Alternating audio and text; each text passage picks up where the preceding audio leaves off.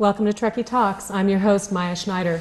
Well, you've seen some Civil Air Patrol cadets around town at recent events, and tonight it's our honor to introduce you to the adults who are leading them through this program and a couple of the cadets who are engaged in it. So tonight we're going to be talking about the Tahoe Truckee Composite Squad Cadet Program. That's a mouthful. And I'd like to introduce our first guests this evening. First we have Pat Northrop. Pat, it's great to have you here. And Pat is the commander with the Composite Squadron. And then we also have Lieutenant Ron Kato, who's deputy commander, and Captain Judy DeSantis, who's the public affairs officer. It's nice to have all of you here on the show. Thanks for joining us here. You've been very, very active in a very short amount of time in getting this program up and running. I know, Ron, you've been involved, and all three of you have done a lot of work on this. Talk a little bit, if you will, about what the background is behind this. And Pat, we'll start with you. How did Civil Air Patrol get started? I understand it was here once, went away, and then came back. Locally, Civil Air Patrol was here in the middle of the 60s, and there was a group in Tahoe City and there was a group in Truckee, and the groups are rather small, so they joined. And I was a cadet at that time in the late 60s in the group when I was 14 years old. Oh, and it was a good program then, and it continues to be a senior program. We've had cadets for many, many years, but we had taken a short 10-year break and until Ron found us, and then we started the cadet program again. Well, Ron, how did you get involved? What inspired you to bring the program back? Well, there's really a lot of reasons. I'm a retired air traffic controller, so I've worked with the Civil Air Patrol in both as an air traffic controller and air traffic management. My two nephews who lived in Alaska went through the CAP program. One of them just graduated from Annapolis last year, and the other one graduates from West Point this year. And he'll be out here in a couple of weeks to do some skiing with us. And then I was taking an airplane ride with the FAA in the cockpit. The co-pilot happened to be Pat's sister, and we got to talking, and she took my phone number, gave it to Pat. Pat called me, and so I eventually retired from the FAA to start this cadet program up again. One of those small world stories. It really was, yes. Yeah. Judy, what is the background behind Civil Air Patrol? What exactly is Civil Air Patrol, if you will? Well, Civil Air Patrol is an auxiliary of the United States Air Force, and it is a group of civilians. We're not formal military, but back in the late 40s as a way of helping the Air Force on a local basis. Now, I understand that you have 3 congressionally chartered missions. That's right. And what are those? Congress of the United States established the Civil Air Patrol as a benevolent corporation with 3 chartered missions: to teach aviation and aerospace science to the citizens of the United States, to have a youth program, a cadet program, and to provide humanitarian services to the citizens of the United States, including disaster relief, ground and air search and rescue, those types of things. And we are in the town of Truckee disaster plan. Oh, is that correct? Mm-hmm. What's been fascinating for me really is the cadet program. Your cadets have been very, very visible in our community, and certainly they've gone on to achieve some status within Civil Air Patrol, going out to various events, if you will, or educational opportunities, and really exceeding. And yes, they have. I'd love to hear about some of that. But before we do that, let's just go back to how the cadet program got started. That was back in January of 2000? That's correct, right. A couple of months before that, I went out and put up flyers, having no idea what the interest would be in this community. Got a newspaper article in, got permission for the superintendent of schools to put posters up in all the schools because they had the kids and we wanted them. They get 5 credits per semester in high school for being in the Civil Air Patrol, which was very nice. And then they just started joining when the word got out. Now, how many cadets do you have now? We've got about 40 cadets. That's significant. That's a great number. What are some of the goals of the Civil Air Patrol organization, Pat? Well, as Ron said, we teach aerospace education to teachers in the schools. And, of course, we have a youth program, a cadet program that we're talking about. And we have an emergency services program. And with that, there are probably CAP senior members and cadets helping with disaster relief all over the United States, probably as we speak right now.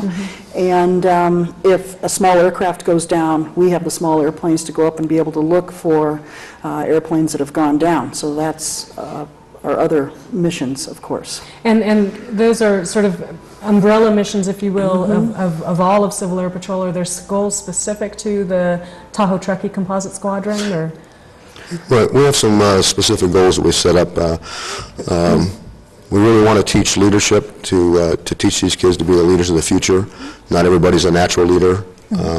They're a product of what they learn from other people. That's our goal. By the time they're through the 11th grade, we would like them to be qualified for any scholarship that's available in the United States. We have a medical program that will train them on the side up to their EMT licenses. And an added part of the program is ground search and rescue. Now, Judy, you mentioned that this isn't an official military outfit, yet much of the protocol really shadows what you would call military style. Is that intentional, and what's behind the thinking behind that? Well, during World War II, when the Civil Air Patrol started as a formal group to protect the shores of the United States, and the Air Force recognized us as an organization that was helping the Air Force, we took on many of the same customs and courtesies and protocol that the military uses, and we try to teach the cadets the same customs and courtesies that they use in the military. Now, Pat, you were a cadet, Yes. and now you've come full circle and assisting with this. How was that for you, being a cadet as a child or as a young adult? Well, in the late 60s, if you remember, I was just If thinking you about remember the Vietnam 60s, you War. were Right. Exactly. It wasn't easy. We didn't have very many cadets, and now that war is pretty well forgotten, unfortunately, but our young people don't know about it too much. So it's okay to be in a military-type style organization now. As a female in it, I was treated pretty much the same as all the guys. I went off to a national flying encampment license with 30 other people from the United States, and at 18 I got my pilot's license through this group. And I guess that's my involvement, is that I got a lot from it as a young person. And when I came back to Truckee after going away to college, I decided that I needed to get back in the group. And stay involved with it. Yeah, and I ran cadets for 12 years. Got tired of it finally. And doesn't usually do that. we had many cadets that got up through the organization, including three young ladies that are graduates of Truckee High here. That's great. Kimberly Northrop, Cheryl Bertha, and Maurice Phillips, and they all got their spats, and they're the only Spats Award winners we've had out of this group. So I'm hoping that with this new group of young people, we'll get some Spats Award winners. Spats is very much like the Eagle Scout Award, Okay. in conjunction with the Boy Scout program. That's a pretty high honor. Yes, it is. It's a very high honor. Well, let's talk a little bit about that. You've got an active program now. You say 40 cadets. How many of those cadets are young women? We have 3 or 4, there's 3 more in the process of joining right now. But it's important to note that the history of the Civil Air Patrol is rich in women's involvement. In World War II, when it began to help spot the German submarines off the East Coast because the military was stretched so thin, they had about 100,000 members at that time, many of which were women pilots and women in the organization. The organization today is about 60,000 volunteers, about 25,000 cadets, and very many of the high-ranking officers are women. And there's a lot of girls in the cadet program in very high-ranking positions. So it's got a rich history of involvement of girls and women that we're very proud of. There's opportunity there for young men and young women. Absolutely. Oh, that's super. That's great. Well, you mentioned the goals of Civil Air Patrol. Are those goals then incorporated into the cadet program? What kind of activities do the cadets participate in as they're training? Well, a myriad of them. Hang on, folks. This could be a 3-hour show. I'll try to briefly tell you what we did the first year. Many of the cadets went to a week-long winter encampment at Indian Springs Air Force Base. They attended the Nevada Wing Leadership School. They went up to the graveyard, put flags on all the veterans' graves on Memorial Day, had a very nice ceremony, marched in the 4th of July parade. A couple of them have been back to the academies to visit them. As you know, the town of Truckee gave them an official proclamation. The state of California has done the same thing, and it's been read into their records. They've been to many national encampments. one of which is the National Ground Search and Rescue School. 6 of these cadets are nationally qualified for ground search and rescue, and they're on the Nevada County Sheriff's Search and Rescue Team as well. Many of them went to the Air Education and Training Command familiarization course at Columbus Air Force Base in Mississippi. It's a very academically challenging school. They go to jet pilot training with the Air Force officers and are tested and have to fly the simulator as well, which to them is the ultimate video game. They enjoyed that. Takes Pong and really puts that back in perspective, doesn't And it? there's a myriad of national activities they can attend in the summertime. Some of them went to the Space Academy and those types of things. They've been to 2 official SAR-X, as we call them, search and rescue exercises, one in Elko, one in Minnemucca. They're a mobile, grounded search and rescue team. They do very well. They're qualified in first aid, CPR. We do a lot of fundraisers. They've done presentations to local service groups and put in for grants through foundations and made presentations. Busy. And it goes on and And on. the list keeps going. Well, and that was one of the things that impressed me at the town council when we did the presentation. You can't begin to list all of the achievements of these cadets, and I have to say that goes back to all of the parents and the adults who've been involved in Absolutely. this for pulling this all together. That's a tremendous leadership, and you should be very proud of that. We just have a couple of minutes left in the segment. I want to ask a couple of questions. We're talking about the cadets. What age-appropriate cadet program do you have? How young or old? It's 12 years old or attending the 6th grade up to the age of 21, as long as they're not married. Okay. Well, I'll keep that comment separate. And what about scholastic requirements? Do they have to maintain a certain grade level while they're There's in the nothing program? official. Our local regulation, if you will, is that we want them to have at least a C average in school to attend the meetings.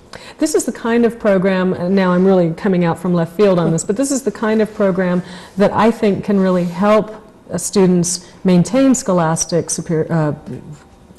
achievement. It really gives them a focus. It helps them to stay focused on something that's worthwhile and something they can feel very good about. And I think that kind of self-confidence has got to help in the scholastic arena as well as when you get out of school. Right, I think it does. Yeah, I'm sure you were a straight-A student all the way through Civil Air Patrol. Pretty much. Pretty much. The third DeSantis Pat not only flies in the air, but she flies on the snow. But Another topic. that's another topic, another show. Well, let's talk about the parents. How involved are the parents in this program? You've got 40 cadets. Do you have 80 parents involved? In some way or another, the parents are involved.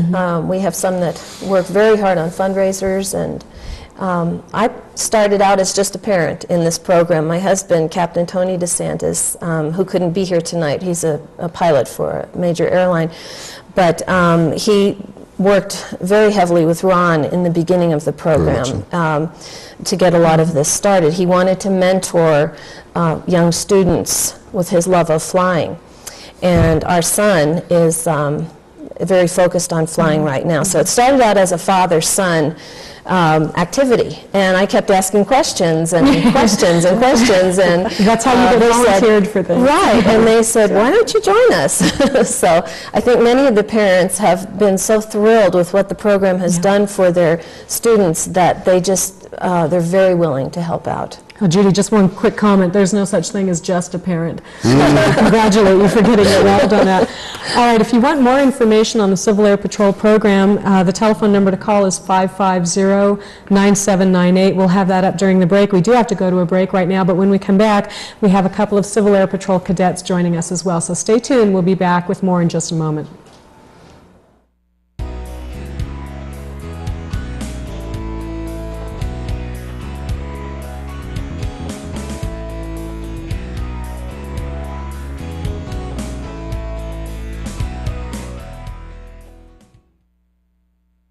Welcome back to the show. We're talking about the Civil Air Patrol program, and on this half of the segment, we're welcoming back Lieutenant Ron Kato. Thank you. Nice to have you back, Ron. And introducing Technical Sergeant Chris White and Senior Master Sergeant Cameron Bartolini. Gentlemen, welcome to the show. It's nice to have you here. Thank you. Thank you. And I also have to say it's been nice seeing you at the various events around town. It's been great having your presence at a lot of different events. Well, let's start off with our cadets. I want to hear a little bit about what your experience has been like in the program and why you joined. And Cameron, let's start with you. Why did you join Civil Air Patrol? lots of my friends were joining, and it kind of looked like fun. I didn't really know much about it when I joined at all, but all my friends were doing it, so I decided to join too. Before you joined, did you have any interest in flying or aviation? Not at all. Not at all. Not at all. And what about now? I want to go to the Air Force Academy now and become a pilot. How about you, Chris? What's your story? Well, I've always been interested in the military. You know, I've grown up around it, so it's, you know, I love flying, and this came up, and I'm like, this would be cool. So And how long have you been in the Civil Air Patrol now? ever since the cadet squadron started up. So that was January of 2000? Yes. So it's been a year now? Yep. And what do you think it's done for you? What have you learned from Civil Air Patrol, or what have you gained from it? Well, definitely improved on my customs and courtesies. Yeah, you call me ma'am one more time and I'm going to deck you. It just gets you more in the practical way of things. It gets you doing things that normal kids my age don't get to do. Such as? KC-135 flight, that's an air refueling plane. Right. We've been in C-130s. We've been to different Air Force bases. We've done a bunch of different things. You know, it's Cameron, how Traveled all about over you? the nation. What do you think you've gotten out of it? I've gotten a lot of respect for superior people to me. Which there's a lot of those type of people. Pretty much what Chris said. I mean, I liked having to be able to go across the country and see all like these cool military bases and get in big, loud, cold planes and stuff. Get to wear a uniform and have people salute you and call you sergeant and stuff like Yeah. that. That's the fun part. So you enjoy the protocol as well? Yeah. Yeah. Ron, you mentioned off screen that Captain DeSantis has been really active in getting these kids out and flying. Can you tell us a little bit about that? You bet. This started off as, and we were talking about parental involvement, started off with one parent, and we now have, it's either 12 or 13 parents that have joined. My wife actually had her fingerprints taken today to join. Captain DeSantis came aboard at the very beginning. He's highly qualified. He's an excellent aerospace education officer. And one of his responsibilities is to provide airplane flights for these cadets. In our first year, he provided over 100 flights for these cadets, which is an awesome number. That is an He's awesome done a number. great job. Yeah, that's a third of the year. Yeah. Flying. What have some of the educational encampments been like? I'll start with you, Ron, and then I want to hear from the cadets. What do those involve? There's a number of them, and there's an international exchange program for the cadets as well. Some of that our cadets have been involved in. One is the Air Education Training Command Familiarization Course held at Columbus Air Force Base. 45 cadets get chosen from around the nation to go to that. 6 of them were from Truckee last year. Out of 45? Right. And it's a very academically challenging program. They go through the training, the jet training. 8 cadets got a perfect score on their boldface emergency procedures and aircraft specifications tests, which are the 2 major tests. 3 of them were from Truckee, so they did an awesome job. 6 of them went to the National Ground Search and Rescue School at Camp Atterbury in Indiana, and that's a very academically challenging but physically challenging school as well. It's a week long of search and rescue training, classroom. They're out at night doing manhunts, finding crashed airplanes, all that type of thing, day and night. And at the end of the week, if they pass their tests and all their practical skills, they're nationally qualified for ground search and rescue. There's a host of other It keeps schools that they going. can go to. Yeah. Well, okay, let's go back to Senior Master Sergeant Bartolini. What was your experience like in some of these encampments? Which ones did you go to? and- I've only been to the National Ground Search and Rescue School. I got there thinking it was going to be like a lot of fun, just running around in the woods with our pocket knives and stuff and our packs. But like when we got there the first couple days, you just sat around for a while, and then they hit us hard with like a long hike. Pretty much the entire thing was just like a lot of studying and getting as much good. How about you, Chris? What was your experience like in the last year? I actually went to Air Force Space Command familiarization course in Colorado Springs. We got to stay on the Air Force Academy, and we went inside NORAD, and we got to travel all around the United States. Was that exciting? Yes, it was That very must fun. have been great. Did that intrigue you? Is that something you think you'd want to pursue, or? I don't know. You know, my friend signed up for it, and I decided, I'd like to go with him, but he didn't get accepted, and I did.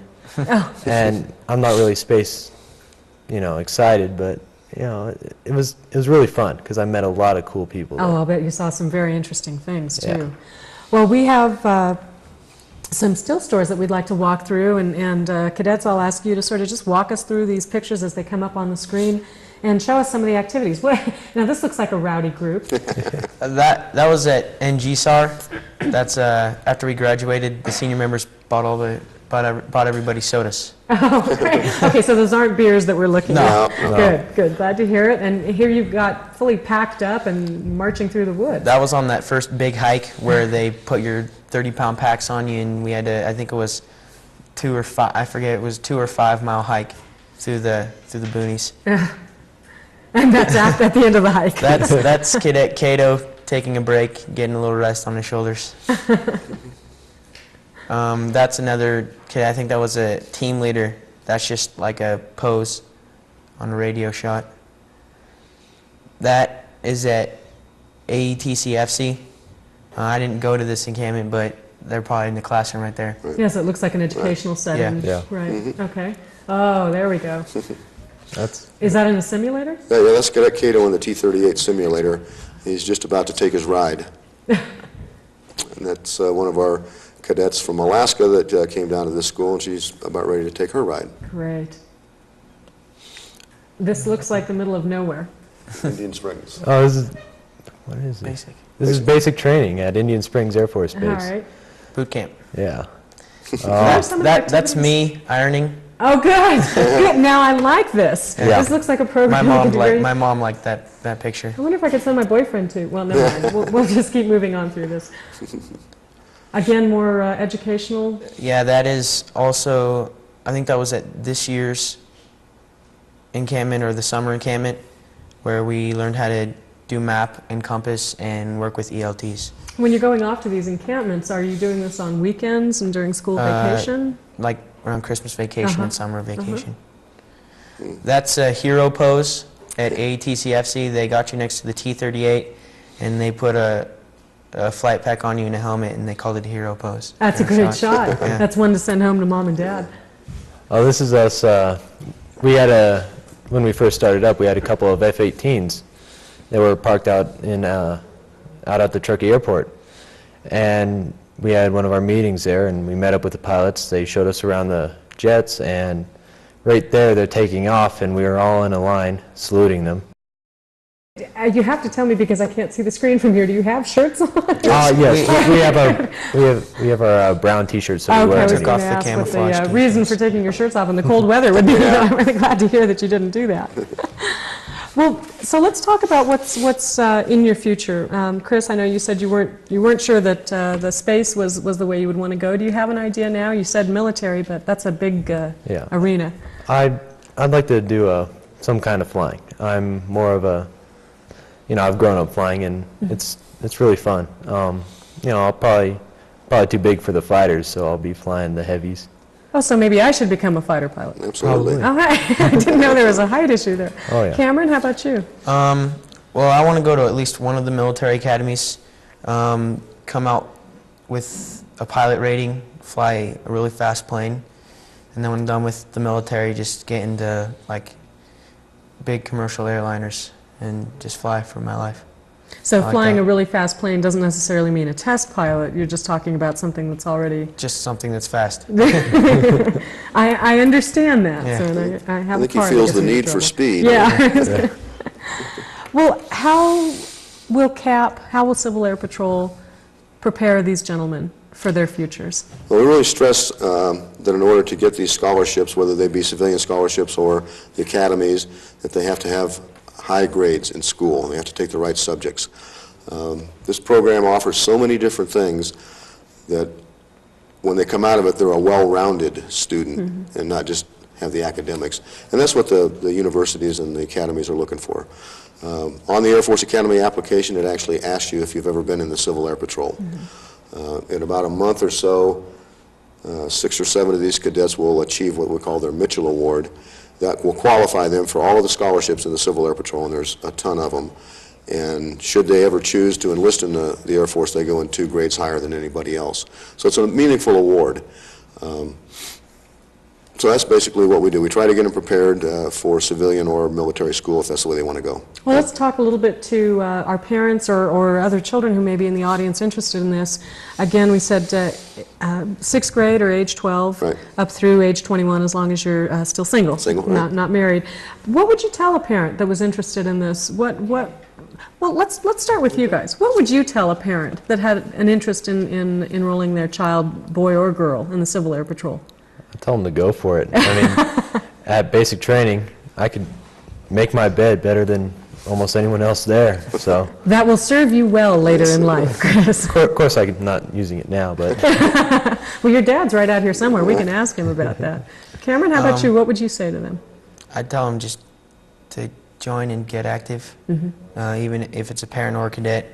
I wish my parents would join. They're busy, but I wish they would join because it'd be a lot easier for me. But as far as cadet-wise, it's a lot of fun. I'd just tell them to join and be really active, because that's when you get the most out of it. Well, it's really an opportunity for true school, scholastic volunteerism to the rest of your life. It's a great bridge Right. beyond just the scholastic aspect of childhood, which is also so important.